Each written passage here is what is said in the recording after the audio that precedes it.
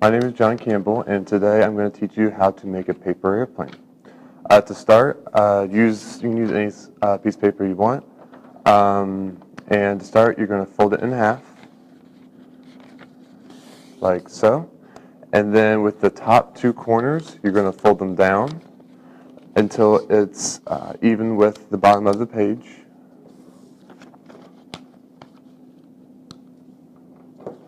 Like so. And then with each one of these, you're going to fold each side down diagonally so that it's down adjacent to the bottom. You do it with each side. And then you're going to do it again.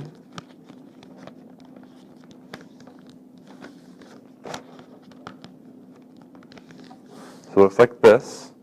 And then after that, you're going to lift up the two flaps, and you have yourself a paper airplane.